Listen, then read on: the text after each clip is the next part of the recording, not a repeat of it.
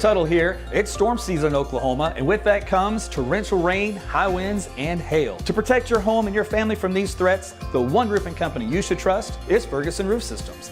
They've been providing the best in roofing services for nearly half a century. Ferguson is Oklahoma's full-service roofing company, certified with an A+ Better Business Bureau rating and a 5-star rating on Google. And with Ferguson now offering Class 4 impact-resistant shingles, now is the time to trust them with your home's roof.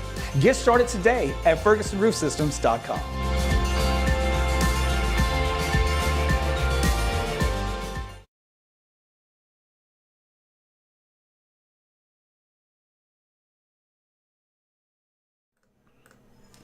Hey everyone, Meteorologist Aaron Tuttle back with you again. It is time to talk about the weather, as we do have some thunderstorms once again in the forecast, already ongoing in parts of Oklahoma. We'll show you those on radar here in a second.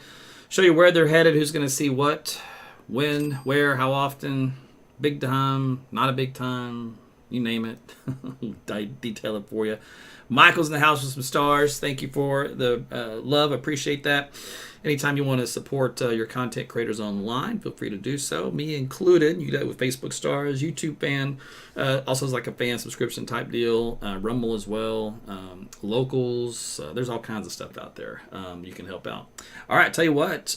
First thing I want to do is point out the fact that if you are not getting notified when I go live a lot of the times, you're watching the replay of this, Facebook keeps changing things. It doesn't even tell me when I'm live.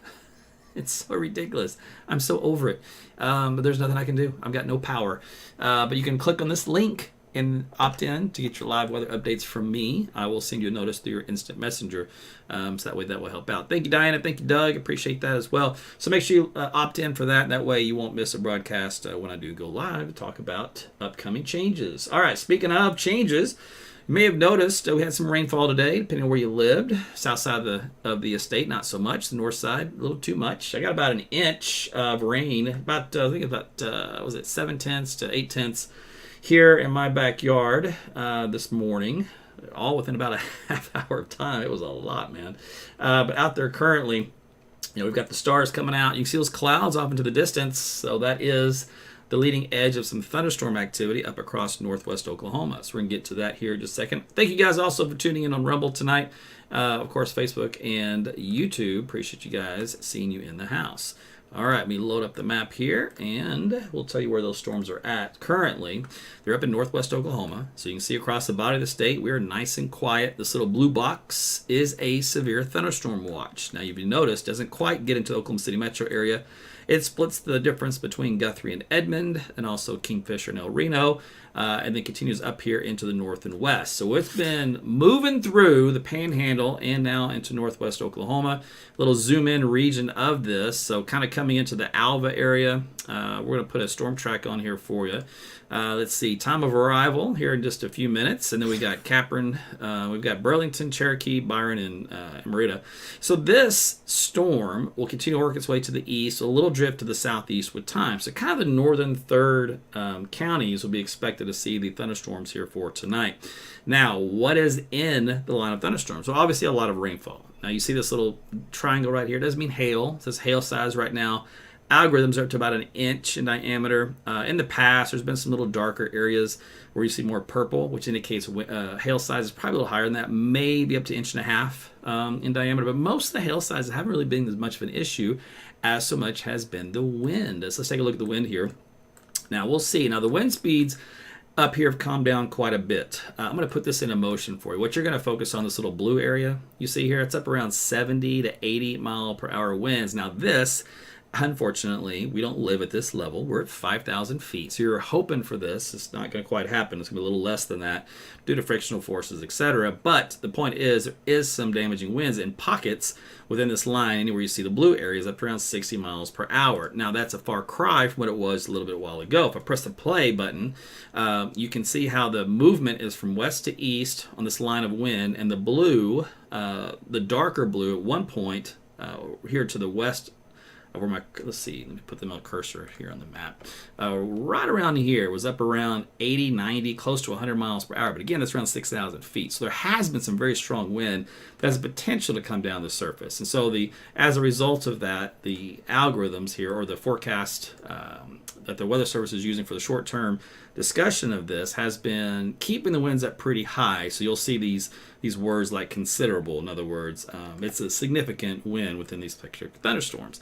Now, in the past, once you got up here to the Panhandle region, you can look at some of these reports. There's a wind gust of around 66 miles per hour. This was a wind gust of 80. Wind gust over here of 114, according to a storm chaser mounted anemometer.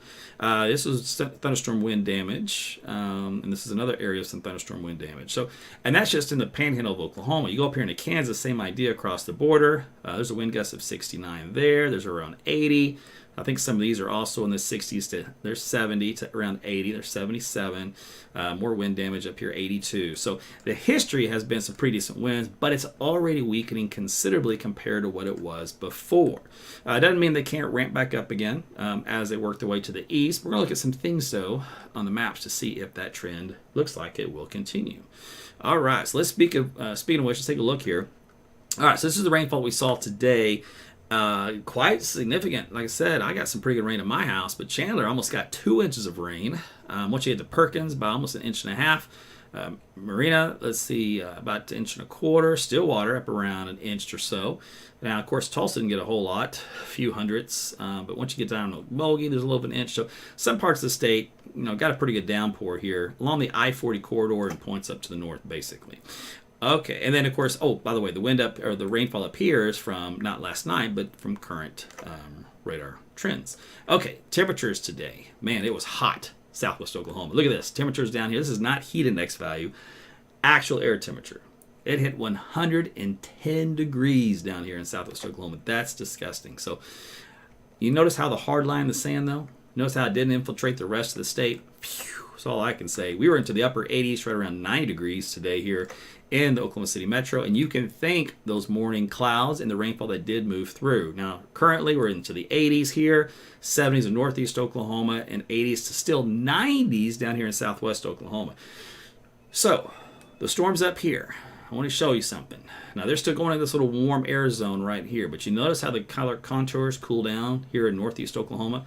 There's a little bit more stable air, which means those storms up there in northern Oklahoma will travel eastward into this more stable air, which typically means the storms will weaken with time and they'll become less and less severe magnitude. If we do look at the wind field, just current surface winds, I want to show you. I'll draw a little line here. Let's see, I could call it I don't know, call it a warm front or call it a cold front. Doesn't really matter. It's kind of a boundary that snakes right around here. So this, it depends on how you want to draw it. If you want to make a little cold front, that's fine too. So we're on the kind of the cooler side. You almost think of like a little surface high pressure kind of builds in like this. All right. Whereas down here we've got the juice trying to come back this way.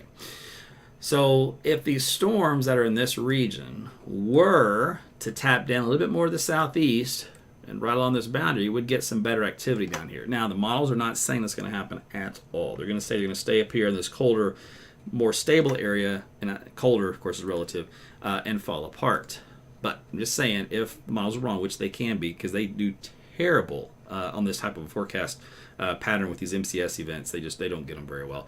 But either way, if they can get down here to the juice, then might get a little bit better action down here during the evening or overnight periods. Okay, so wind gusts like we talked about in the last hour up around Buffalo. There's around 52, Freedom 51, May Ranch. But in the early morning period, we had up around 79 in Perkins. So Stillwater area up to around 80 miles per hour, Bristow, Walton. So kind of the hard hit area of wind, similar to what you had a couple of Saturdays ago in that part of the state. All right, so let's move along to the severe weather risk for tonight and tomorrow. This is from the Storm Prediction Center. It's got us in a moderate risk where things are kind of going on right now with an enhanced risk that just comes to the Oklahoma City metro area. Again, I think they're hedging their bets just in case that tail end tries to build down toward that boundary. That's the only reason, but we'll see. Otherwise, if you look, let's see, this is the tornado threat, which is the lowest it can be plotted. It's not 0, but it should be. It's pretty low. Let's see, and then down here we've got the hail, which is kind of diminishing because we're kind of getting on the east side of this zone already. And then here's the damaging wind, which they kind of keep elongated. But as we talked about, storms kind of going to more of a favorable environment to weaken. So we'll see what happens. Now, take a look at the upper levels of the atmosphere. If you read my blog, you kind of already know what's happening, right? You got a big ridge of high pressure right here. Air flows clockwise around a high, like so. Let's see, we've got in this particular case up here to the west, we have a little trough of low pressure. Let's see, with this guy here.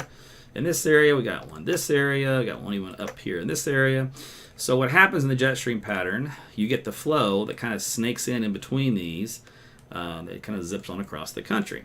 Well, and little disturbances right along the jet stream flow. So where you see the brighter colors indicates where you have the spin in the atmosphere and some cooler temperatures aloft and other things to help create rainfall. And you can see there's a little bit of that going on right here where we live in the Panhandle region, Colorado, and Kansas. But if you notice, Oklahoma is kind of on the southern end of this action. So in other words, this stupid high is a little too close for comfort. That's kind of shunting the instability up to our north and into Kansas. See this for tonight? See this little batch right here? This is representative of the storms that are going on up there. Let's see, through the morning hours, you can see it kind of rides the border of Kansas and Oklahoma, so some additional thunderstorms through Wednesday morning. Otherwise, the center of that high stays across northeastern Texas. We do have a little bit here, but unfortunately we're drying out in the atmosphere, so it's not going to do anything for us. All the good stuff is going to be up in this region. Once again, closer to this body, this low out here. So we're going to be shutting things off, at least in the short term, as far as rainfall goes. And this stupid high is going to build a little bit to kind of help create the heat that's going to be building across our region. Now, as I go through time here, let's go into Saturday morning. So Saturday morning, we still have the high in this zone, but you notice how it's kind of beat down a little bit. Now it's down along across Louisiana, no longer centered across northeastern Texas. What does this do? This allows this little wave of disturbances to come back into Oklahoma over the weekend. Little passing upper level low up here. So this is going to put us back in a more favorable pattern to where we might squeeze out a few more of these isolated to widely scattered events, or maybe even a cluster of storms over the weekend. It won't be a washout, so just keep in mind that that's going to be the more of an unsettled pattern again after we have a few days here where it's going to be just hot and dry. Now, the heat. Let's talk about that. So this is the 850 millibar temperature. This is where you can really monitor the heat off the Mexican plateau, where you see these areas here in white. That's extreme heat. These are temperatures up around 35 degrees Celsius. This is a few thousand feet off the ground, but what you can do is you can track how far this nasty stuff works its way to the east. Again, here's Oklahoma right here in your picture. So let's see what happens as we go through time.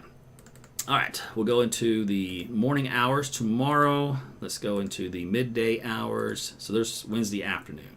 So the heat of the heat is out still in this zone here. We're kind of on the tail end of some of it trying to work its way into central Oklahoma. So our temperatures aloft around 29 degrees Celsius to 30, like in Canadian County to Oklahoma County. So it's a hard line in the sand. All right. So typically, once you get to about 30 degrees at 850 millibars, you typically can get about 100 degrees in Oklahoma City. You can get plus or minus by a couple of degrees depending on some other factors. So are we going to hit 100 degrees here is the big question. Let's take a look at the NAM.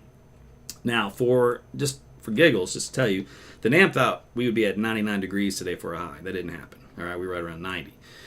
So it can be wrong for various different reasons. But look what happens with the heat here across the state, how it blows up in Texas and in Oklahoma by tomorrow afternoon. We'll stop it right here. It's got, again, back to around 110, 112 here in southwest Oklahoma and northwestern Texas. Now, is this doable? Absolutely. It was doable today, so it'll be doable tomorrow. Call that persistence.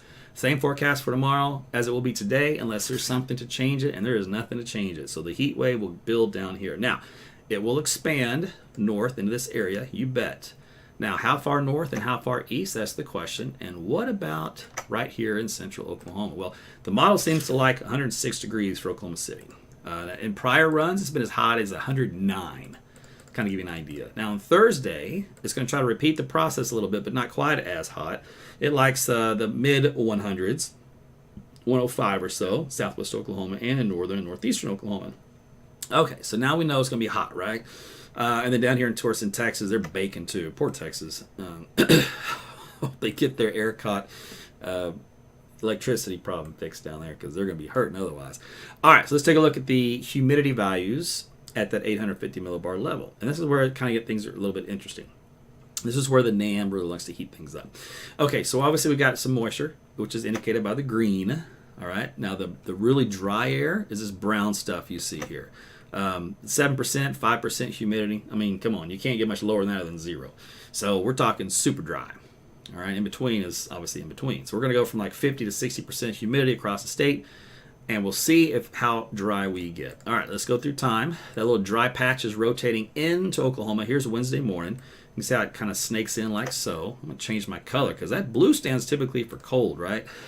It ain't cold. Let's go hot. All right, these values up here, like I said, up around 5%. There's 4. I think there's a 3. All right, so look at the track, though. It comes right into here. That's through Canadian County. Does not quite get in Oklahoma County. All right, so it does get on the west side of the metro. It's going to be heating up. As we head into the 18Z, which is noontime, that does kind of skirt through Oklahoma County, but it also starts to shift up here to the north. So that big dry period in the atmosphere is moving a little bit more to the northern parts of the state, and then by afternoon, it gets shoved up here, and then it gets replaced with some mixing in the atmosphere and some other processes that still got a little bit of lift in the atmosphere that helps to generate some moisture, kind of along a dry line that's developed and moved through. So that's going to kind of change the atmosphere at the lower levels. All right.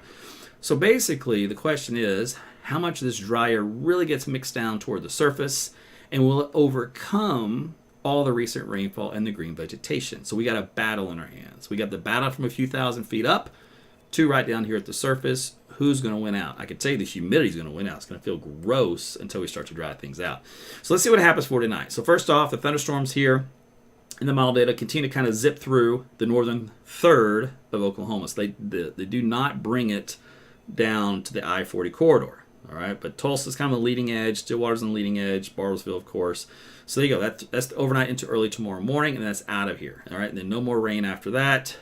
Panhandle into western Kansas might get a isolated stuff or something through Friday, but that's it. So we're kind of shut down on the rainfall. So let's take a look at the wind field. Let's see what happens here. All right, so we got the big winds tonight. There's that cluster of storms represented by the winds. Again, this is sustained winds up around 30, 40 miles per hour, 50, and some of the stronger parts of the storms, and there'll be some gusts higher than that. But regardless, watch what happens to the wind field as we head into central Oklahoma. So there's midnight, 1 o'clock in the morning. See how this line, even though we don't get the storms from it, we get the little outflow boundary from it. It's like a cool mini cold front, high pressure that builds in back behind these departing clusters of storms. You kind of call it a mesohigh, a little weak mesohigh. All right, so it helps it stabilizes the atmosphere. It creates like a little cool spot, and it brings in some cloud cover. So that's what we'll have for our Wednesday morning. So we'll have some residual effects of this to start off our Wednesday. All right, so as we go into the 4 or 5 o'clock hour, notice everybody's got a northeast wind way down here into southern Oklahoma. All right, and then we start to turn things back up to the north because the high starts to move off and air flows clockwise around the high. So then we're going to start to get our south winds return. So let's go to 6, 7, 8 o'clock in the morning. And now you're starting to see more of a south wind out there. Now the question is, when does the southwest winds kick in? All right, here's 11 o'clock. Now we're starting to see a big push right here of southwesterly wind flow coming on in. And that expands from noon to 1 o'clock to 2 o'clock into central and northern Oklahoma. I mean, even there's a southwest wind overlay over here in Tulsa. All right, so that is a warming wind. That's a heat wind. That's a blowtorch wind. If you had a hairdryer and you could plug it in, that's what you would want to do. All right, so here's 3 o'clock, 4 o'clock in the afternoon. Now watch what happens here. Now remember, the dry line, this is what kind of forms the dry line. The dry line usually have a hard time getting it past I-35. The models usually always overestimate how far east it goes.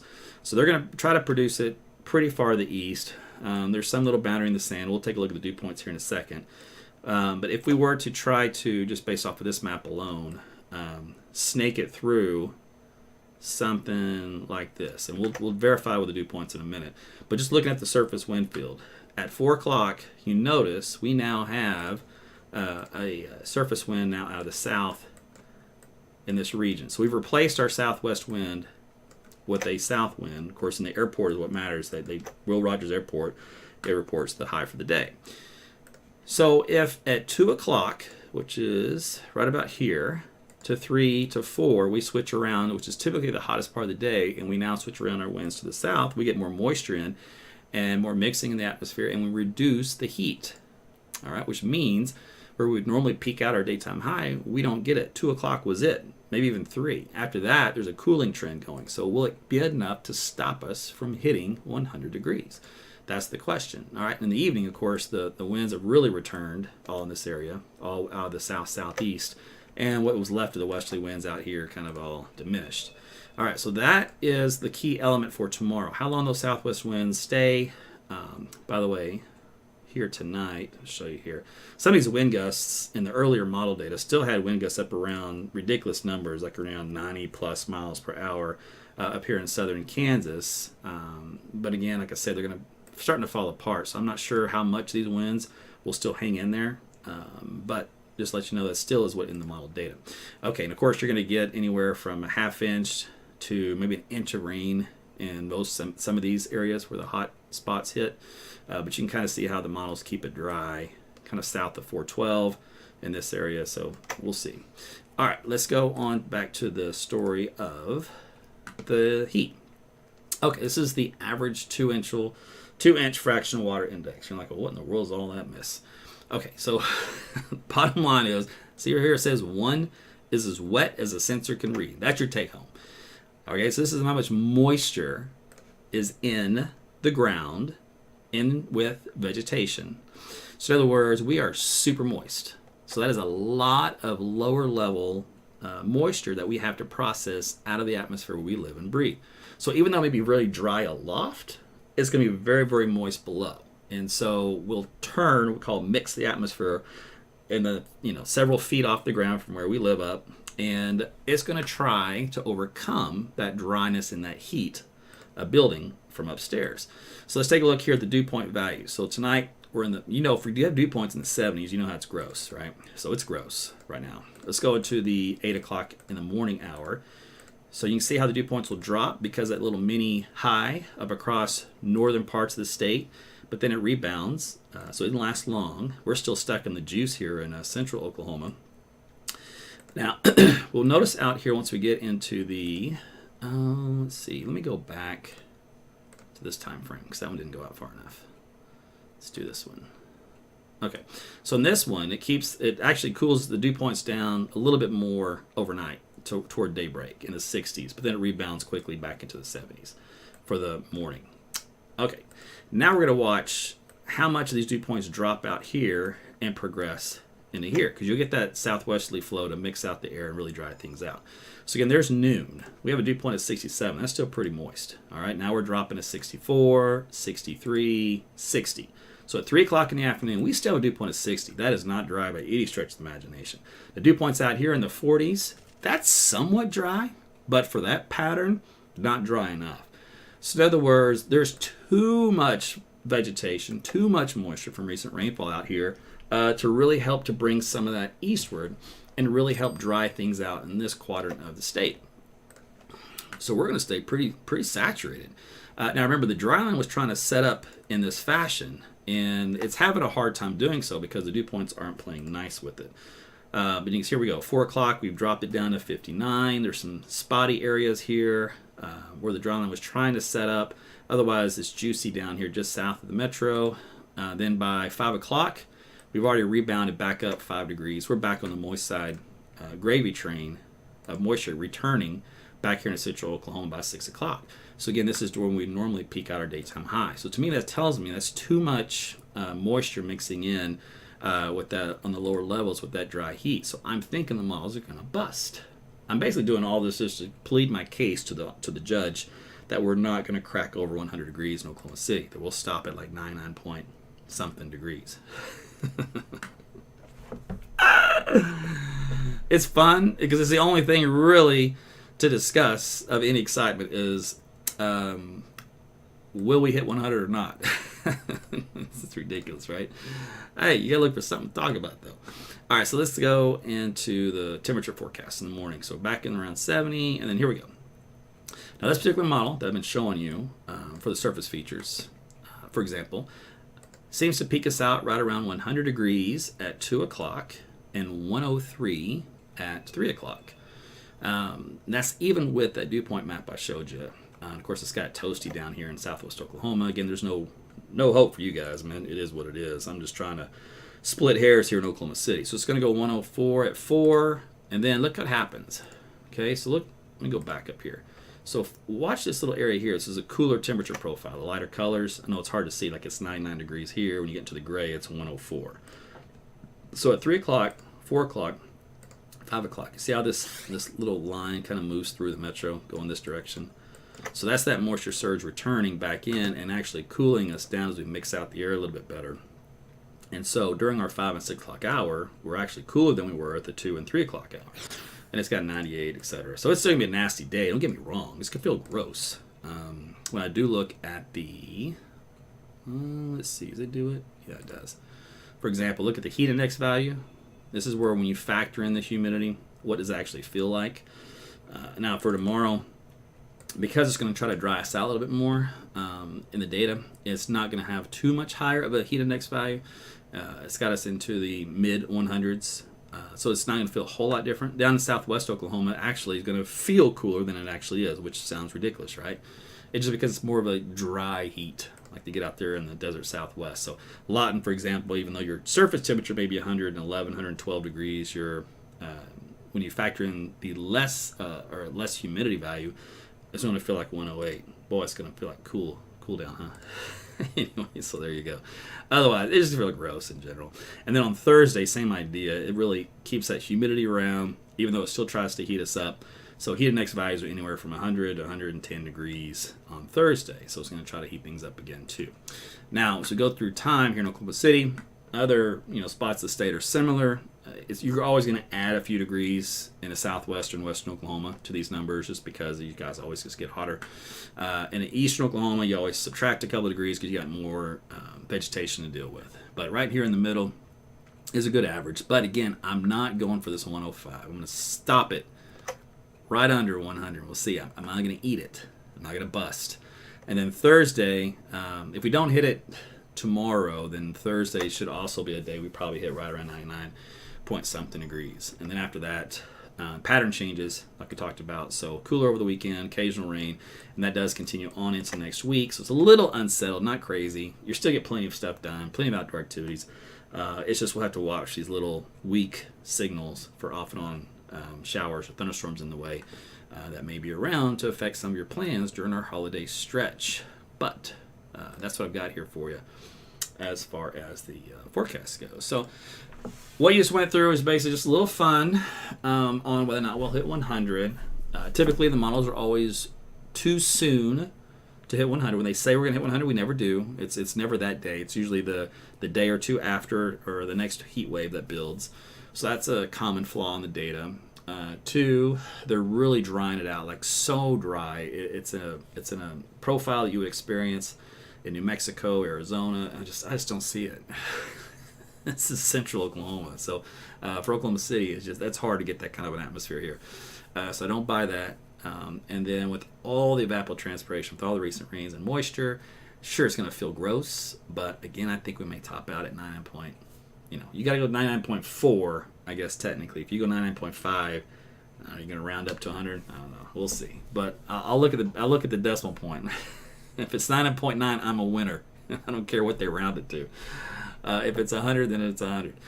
But that was what my fun part of the whole point about tonight was just to see, if we're going to hit the century mark or not. Because when you get to this time of the year, from July to August, the only things you really have to talk about is you get sometimes these little clusters of storms, which are usually called MCSs, mesoscale convective systems. They'll roll in off the Colorado terrain or New Mexico, and depending on when they start, they can roll through, like after midnight, right around midnight to 1 in the morning or 2. And then sometimes if we get a late start, they may not roll in until 5, 6, or 7 o'clock in the morning. So those are usually things to watch out for. They're usually a short-term forecasted phenomenon because the models are terrible at picking up the signal. Even sometimes when they're ongoing, the models won't even know that they're there. So they're horrid. And so what happens is when you see that, the forecast that you will get sometimes will be terrible because there'll be no rain in the forecast, and all of a sudden there's a 50% chance of storms. Like, well, where'd that come from? It was just you had it dry up until an hour ago. So that's kind of how that happens. And that can be the same thing with the chance of severe weather. Because obviously you can have no chance of severe weather if there's not going to be any storms, and then all of a sudden now there's a chance of severe. What happened? So that's how all that happens in the background. What happens is model guidance is what we call it, and if there's no guidance or no worthwhile guidance, then the forecaster is just left to his own devices. At that point, is that a young forecaster, young meaning out of school, where all they look at is models and they have no historical or wisdom-based history of what patterns typically produce, then they're going to go dry and they're going to bust miserably. All right, so that's that class of forecasters. Then you have the old school guys that have been around forever and hate to use the models anyway. They're a dying breed, but they recognize the pattern and they know and they look for little things to go, we're going to have a cluster here that'll come through. And then they'll be the ones that are more likely to latch on. So I'm more on the geezer side. So when I call for those, it's because I'm more on the geezer side of wisdom, and this is usually what the pattern predicts. But even then, you may not always get them 100% right. And then the path sometimes is a little tricky too, because it can look like it'll be right down the I-40 corridor, and then all of a sudden it shifts a few counties north, and the whole I-40 corridor is dry, but yet you go a county north, and it's, Katie bar the doors with wind and rain. So it can be very finicky. And this pattern goes through usually July. And after that, it shuts down normally. And for August, it's bone dry. And then usually September, we start to get a couple of fronts in here. Some of them produce rain, some of them don't. And then once we get into the October pattern, as we start to transition toward fall, that's when things get fun again. You can sometimes get a mini severe weather season. Otherwise. And as far as any indices go, so like for example, you've heard of the term La Nina and El Nino. We've transitioned out of La Nina and we're into El Nino. And usually when that happens as part of the country, with some other oceanic patterns, we get into kind of a off and on wet, slightly cooler period for summer. So fingers crossed, what that would mean and should mean is that we don't have many days here, for example, in Oklahoma City, where we get 100 degrees. We may not have any. Now, if we bust tomorrow, I'll have to eat that. But after that, maybe that's the only one, right? So we'll see. That pattern's supposed to favor, point being, is slightly cooler, more normal, and a little bit on the wetter side. So that may even include it into August. So we'll yet to be seen on that one. I can tell you that long range forecasting, if you thought sometimes short range forecasting was difficult, long range forecasting is sometimes silly. We can get it right for the wrong reasons, and sometimes you get lucky, and sometimes it's horrid, and it's the complete opposite of what the long range forecast is. It's all over the place. It'll get better with time, I still think, but we're still in that infancy stage of learning and doing it. So anyway, there's a little sneak peek though, just kind of what happens during our summer months, just so you guys know for your educational purposes. So, by the way, Rami, again, thank you for the stars. I think I mentioned you earlier. And also I want to give a shout out to Shannon, Jeremy as well. Thank you for the stars here on Facebook tonight. By the way, Robert, appreciate you as well. Those clouds this morning, did you guys see those? Undulatus asperatus. That was a fun word to say. I had forgotten the name. I haven't seen that here in Oklahoma in so long. I couldn't even remember the last time I had, honestly. And I was like, what were those called again?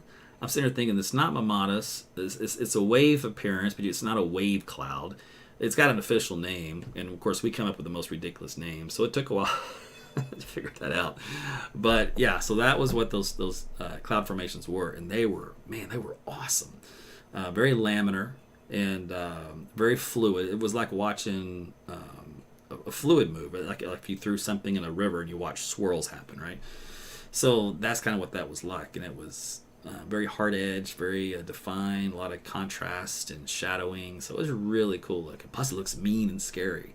But anyway, here in Oklahoma City, a lot of people saw that, and then the northern sides of the metro, northern half, got some really decent rain out of it. Southern half, not so much.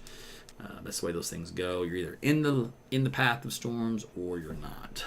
Speaking of which, I'm gonna look real quick at those storms up north just to see if there was anything to bring your attention before I wrap up. Let's see, up here, nah, still mostly 60 mile per hour winds. I'll just show it real quick to you. This is up here in again, northwest Oklahoma. This is around Burlington. So there's 63, 58. So not terrible. A damaging wind minimum for a severe thunderstorm is 58.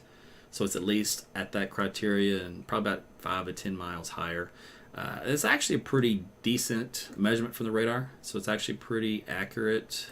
If I look at the height of the beam, it's only around 900 feet. So what you see, there's 1,000 feet. So what you see is probably about what you get at the surface. Up here in far northern Oklahoma and southern Kansas. So there's hardener up here. There's some darker blue areas. You're probably getting up around 70 or maybe higher. There's little spots of maybe 75 to 80 right around your region. But yeah, so up in southern Kansas, northern Oklahoma, the counties on either side will be the hardest hit area with some of these straight line winds are 65 again. So you might get a little bit of that over the next hour or two. But in time, these are going into a more stable environment, slightly more stable, not crazy more stable. But that may end up causing the winds to lessen up a little by little each passing hour. So that's the one thing you can hope for. Otherwise, it's a little small region of some straight line winds, which is common on these types of situations here. All right, Shantae, what in the world? Why did you come on here so late? I'm going to post my link, so I don't want you ever to be late again. I'm going to post it. You ready? This is for you. Click on this link, and that way you'll get notified when I go live. You just opt in, and that way you won't miss anything.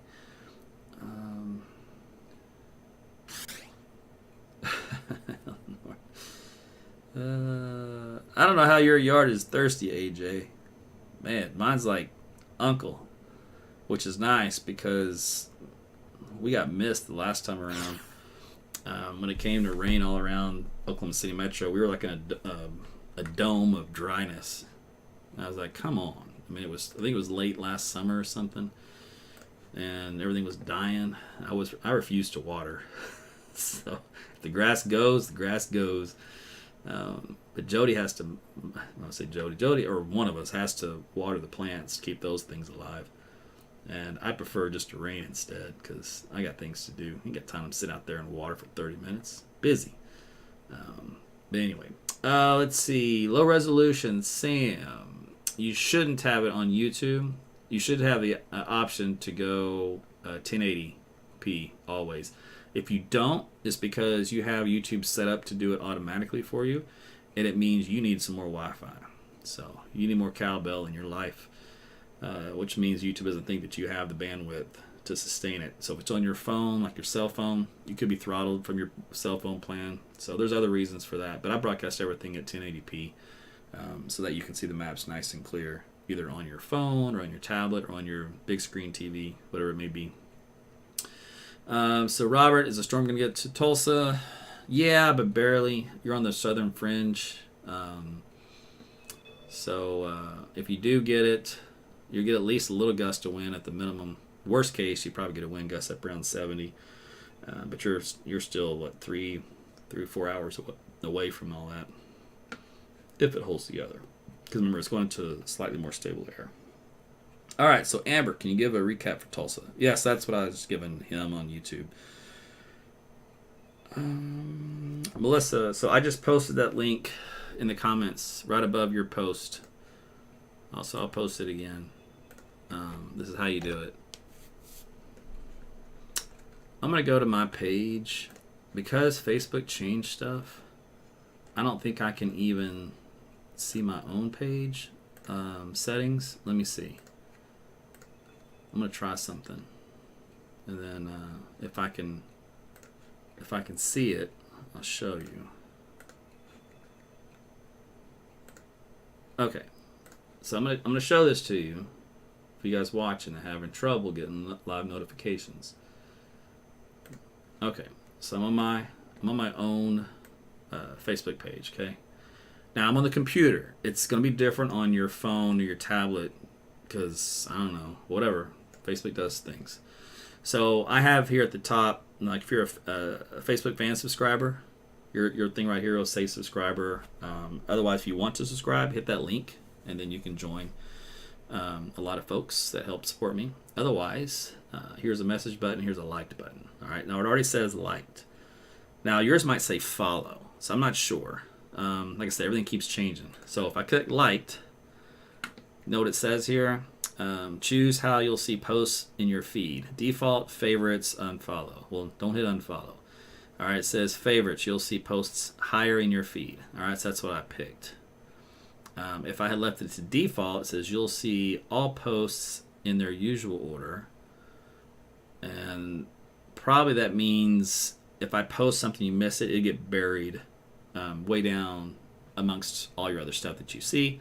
If you do favorites, then Facebook goes, okay, we'll put his stuff up closer to the top so you don't miss it. All right, now we go to the content. Now, I don't post a whole lot, but when I do, it's usually something substantial. So I don't blow up your page with just pointless nonsense. So if you go to content, I go to standard, it looks like it's set on standard. So which is up to 5 posts a day.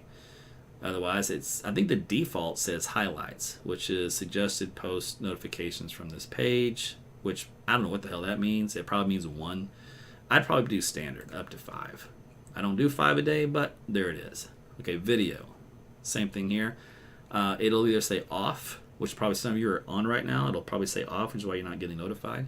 Some of it may say suggested video notifications from this page. That's a lame way of saying maybe Facebook will tell you I'm live and maybe they won't. So I do all. So that one you'll want to switch to that. Okay, and then I'll go back.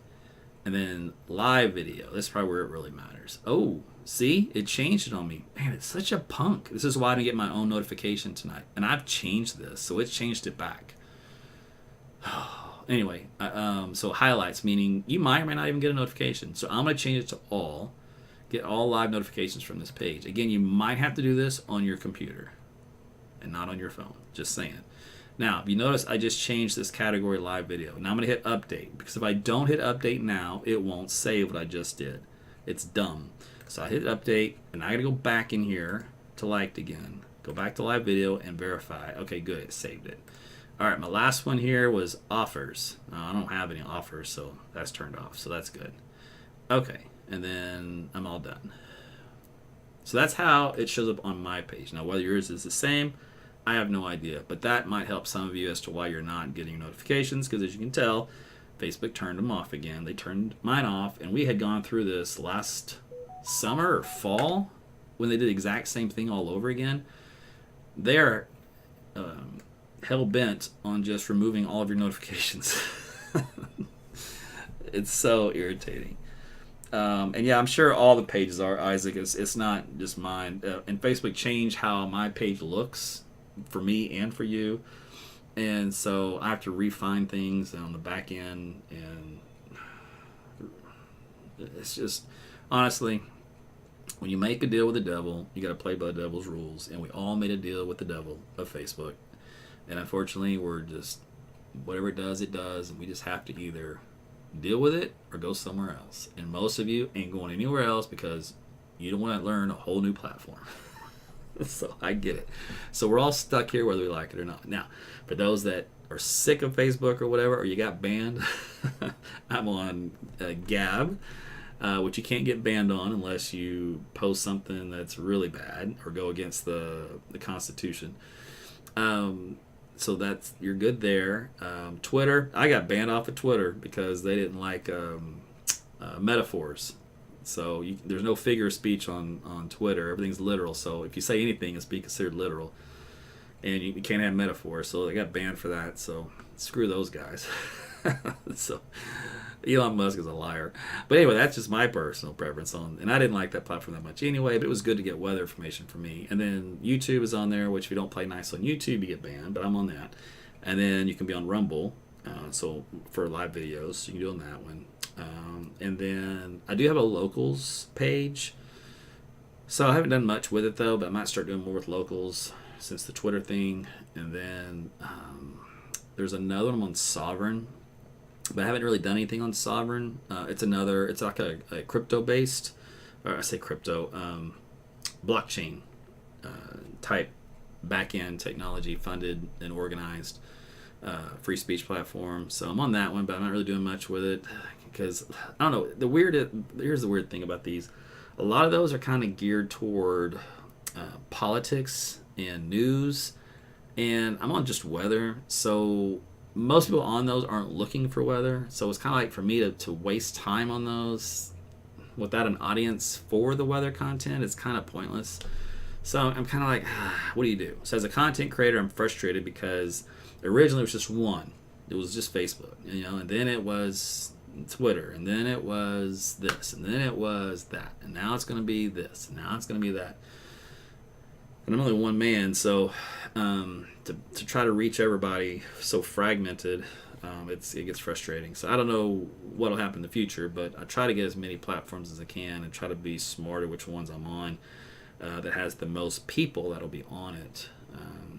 Now there was what was the other one that was on briefly? I still have an account there, just never posted. It was what was that one? It had a red background. Something happened politically on it, and they got Parler. That's what it was. It was Parler. So Parler was a new one, and it went up. And so I went on Parler because it was a new up-and-coming greatest thing, right? Well, then it became all like highly partisan, political, whatever. And then it got banned. Got banned off the Apple and Google Play stores. Once that happens, it was dead, right? So there was a stigma associated with that for some other, I don't remember what it was. It's probably total BS, but whatever it was, that was basically blacklisted as a bad platform to be on, and so that died. So the account I had on there, I think I just started when all that was going on, and then I just like, well, that thing's done. So I haven't done anything with that one. I'm not sure that thing's even going to survive if it's still out there. And then I think Truth Social was out there, but again, that was a political-based thing, still is. And I think they wouldn't even let you on there if you had an Android phone, and I'm Android, so I was like, well, screw that one. I'm trying to think what else. I mean, if you guys are on other platforms that you say, hey, get on that one, send me a message. Like, Isaac, you're hilarious. Dylan, they're all deep state. Everything's deep state. As I get older, I'm just going down. I've already went down the rabbit hole, so I'm just going to stay down there and go, you know what? From the rabbit hole way down deep, everything's deep state. But yeah, so you're all being monitored. Everybody's going to have a social credit score. You're already on it. Yeah, so everything's going to be tied in your finances once they get the central bank digital currency going. That's already in the works. They're already starting in Canada and overseas and Europe. It's just a matter of time here, which some people think that the whole crypto thing for Bitcoin wasn't started by Yakamoto Nakashushi, or whatever his name was. They think it was actually really NSA that started it, which would make more sense, of course, because it was a pretty elaborate thing to pull off.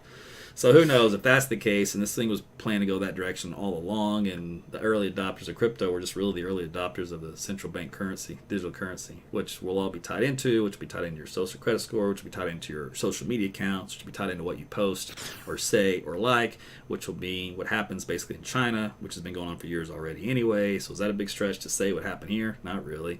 It's big tech platforms. They can get around and skirt the Constitution stuff. So whatever, man. That's the rabbit hole. So I'm aware of the rabbit hole. Where it goes from here, I don't know. I just try to do the weather, and then whatever happens, happens. So, but anyway, so that's kind of some back-end stuff on this whole thing, which you guys may or may not even be aware of. So that's what kind of frustrates me as to how do you navigate these waters when really all I want to do is provide weather content to as many people as possible. I have to be aware of all this stuff because everything's constantly moving in different directions. So, but if you do see a platform that's new or up and coming, or a lot of you are on, like a backup, or an alternate, just send me a direct message and then I'll look into it. If you're on locals, you want me to put more on locals, let me know. I can do that too. I think I can go live on locals now. So I could add that on there. I'm going to be on AT&T fiber here soon, so I won't be restricted like I am right now with Cox cable. With Cox, I can go up to 4 live broadcast streams at a time, as long as they don't have any problem in the noise with noise in the line. I can do 4 at a time at most for upload. But if I'm on the full gigabit from AT&T, then I can go as many uploads as I want because I got plenty of horsepower on the computer that I built to encode and convert all that stuff. So that'd be an option. So just let me know. All right, I went on way too long. That was just a lot of stuff. I thought I'd just do a little house cleaning. What's happening on my end of things. That way you guys are up to speed, up to date. But always appreciate you guys tuning in on all the platforms, regardless of which one it is. And thank you for supporting me. Thank you for liking the video, sharing it, telling your friends and family about AT's Weather. My weather app, AT's Weather to Go. It is free, Apple, Google Play. Every now and then somebody will complain about the ads. I roll my eyes. And I'm just like, please stop being so entitled. Just don't stop being entitled. It's 4 seconds of your life. And if 4 seconds of your life means that much to you, my app is the least of your worries. And if that's what funds all the stuff I put into it to keep you safe, and that's still too much for you, just save it. Just do this. Because I don't want to hear it. I don't care. You are one person complaining in a sea of thousands which are grateful. So just save your entitlement. Give it to somebody else because I'm not going to take it. I don't have to take it. I'm too old to take it, and I don't deserve it. So I work too hard on stuff to give and provide to people. And the funny thing is about weather is I picked a field where you do a lot of work, and you have to have a lot of knowledge, and you don't get paid at all because everybody wants their weather for free. And that is probably the only thing I overlooked whenever I thought about getting in the weather. Because my mom had made a comment, because I was going to be an artist first, all right, in my teens, early teens. She goes, well, you're going to live in a cardboard box, meaning that artists don't get paid a lot of money. And I thought, well, that doesn't sound good, so I'll go do weather. I'm sure I'll get paid money in that one. That was funny. So, yeah, it's a little bit more than probably an artist, unless I was a really good one. Who knew? Maybe I would have been like the next, Van Gogh. But anyway, that's just some fun stuff on the side. But yeah, so if you guys do want to support me in that fashion, my weather app is free, to cost you anything. I do get a teeny tiny little bit of revenue generated anytime you open it. By the way, those ads that are on there, like those full pages when you start it up, there's only 3 in a 24-hour period. So let's say there's a stormy day or stormy night planned, and you open up the app 3 times. After that 3rd time, there's no more ads. So you can open and close it, whatever. And they disappear until the next clock resets again. So, if it's a situation where your anxiety's up and you're freaking out and you're tracking storms over your house, maybe you've got your parents on there, your grandparents or your kids, maybe they're staying over at in-laws and you've got their safety net location on in the app, you don't have to worry about that because the ads won't be there anymore after the 3rd time. So that's helpful information most people don't know about. And then you can click on the radar, those little arrows. So make sure you play around with the app. If you haven't played around with it, you're not going to break it. Just keep touching stuff. But in the menu settings for the map, you can turn on layers, and one of them is arrows, like NWS vector arrows, and that tells you the storm tracks for the storms. And then you can click on the little white box on the arrow. It'll tell you how big the hail is, and then if you click on that box in the movement and stuff, you click on that box, it opens up a whole nother secret menu. And that gives you the time of arrival, so you get your own storm track for all the cities. Again, it tells you what's more details of what's inside the storm, all that kind of stuff. So it's all really good stuff. It's all free for you, so make sure you play around with it. All right, yes, Dottie, appreciate you. Thank you for your support, and can't thank you, all of you, enough. Let's see. Is no longer just Apple, right? Mean Okie. TS, so, True Social. Yeah, I don't know. I have to go back and look. I didn't look at it anymore when it first came out, since they weren't Android. And then I know it was all politics at first, and I was like, I don't know if I want to be on there. That's just one more thing. So I don't need any more politics. I'd like to have 0 politics at this point in my life, along with everything else. I'd like to have just a bubble to live in, and that's it. So that's what I'm going to invent next, my own bubble. Okay, listen, I got to ramble on long enough. Guys, got to get out of here, but appreciate you watching tonight, and we'll catch you on the next podcast. Talk to you later. See ya.